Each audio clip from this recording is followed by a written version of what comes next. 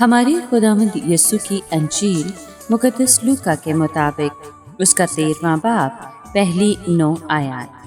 ایک دن بعض آدمیوں نے آ کر یسوع کو ان جلیلیوں کی خبر دی جن کا خون پلاطس نے ان کے ذبیحوں کے ساتھ ملایا تھا، اور اس نے جواب میں ان سے کہا کہ کیا تم سمجھتے ہو کہ یہ جلیلی باقی سب جلیلیوں سے گنہگار تھے کہ ان کے ساتھ یوں ہوا؟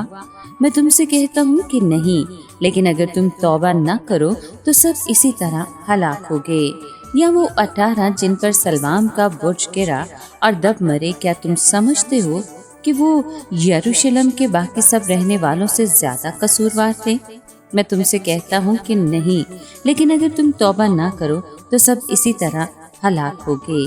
یسوع نے یہ تمثیل کہی کہ کسی کے داغستان میں انجیر کا ایک درخت لگا ہوا تھا۔ اس نے آ کر اس کا پھل ڈھونڈا مگر نہ پایا۔ تب اس نے کرام سے کہا، دیکھ 3 برس سے میں آ کر انجیر کے اس درخت میں پھل ڈھونڈتا ہوں مگر نہیں پاتا، اسے کاٹ ڈال، یہ زمین کو بھی کیوں روکے رہے؟ مگر کرام نے جواب میں اس سے کہا کہ اے خداوند، اس سال اور بھی اسے رہنے دے کہ میں اس کے گرد تھالہ کو دوں اور کھاد ڈالوں، شاید کہ آئندہ پھلے، نہیں تو پھر کٹوا دینا۔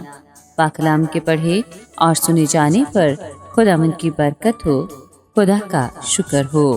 عزیز دوستو، آج کے کلام میں ہم دیکھتے ہیں کہ یہودی قوم اپنے زمانے کا امتیاز کرنے میں ناکام رہی۔ خداوند نے خبردار کیا کہ جلدی توبہ کر لو ورنہ ہمیشہ کی ہلاکت میں پڑو گے۔ آج کے کلام میں جو گفتگو پیش کی گئی ہے اس کی بنیاد 2 قومی آفات ہیں۔ پہلی آفت ان جلیلیوں کا قتل تھا جو یروشلم میں عبادت کرنے آئے تھے۔ یہودیہ کے گورنر پلاطس نے ان کے قتل کا حکم دیا اور ان کو ذبیحے چڑھاتے ہوئے قتل کر دیا گیا۔ معلوم ہوتا ہے کہ یہ مظلوم یہودی تھے جو جلیل میں رہائش پذیر تھے۔ یروشلم میں رہنے والے یہودی غالباً اس غلط فہمی میں مبتلا تھے کہ ان جلیلیوں نے ضرور ہولناک گناہ کیے ہوں گے اور ان کی موت ثبوت ہے کہ خدا ان سے سخت ناراض تھا۔ اب خداوند یسوع نے اس غلط فہمی کو دور کرتے ہوئے یہودیوں کو خبردار کیا کہ اگر تم توبہ نہ کرو گے تو سب اسی طرح ہلاک ہوگے۔ دوسری آفت یہ تھی کہ شلوہ کا برج گرا اور 18 آدمی دب کر مر گئے تھے۔ جس نقطے پر خداوند نے زور دیا یہ ہے کہ اس المیہ کی تشریح یہ نہ کی جائے کہ کسی بڑی شرارت پر یہ غضب نازل ہوا تھا، بلکہ ساری اسرائیلی قوم کو اسے آگاہی سمجھنا چاہیے کہ اگر ہم بھی توبہ نہیں کریں گے تو ایسے ہی حشر سے دوچار ہوں گے۔ اس کے بعد خداوند یسوع نے ایک انجیل کے درخت کی تمثیل سنائی۔ صاف ظاہر ہے کہ انجیل کا درخت اسرائیلی قوم ہے۔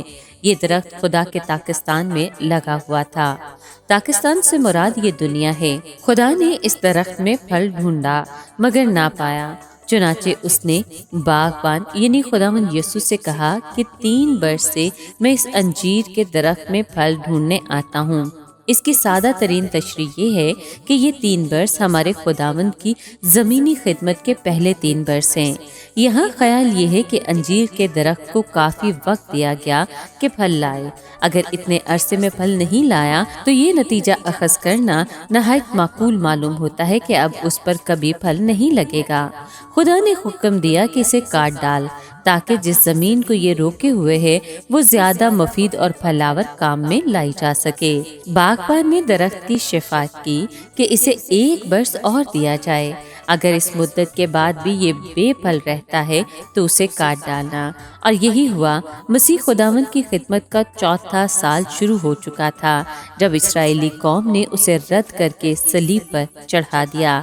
اس کے نتیجے میں اس کا صدر شہر یروشلم تباہ ہوا اور لوگ پرگندہ ہو گئے۔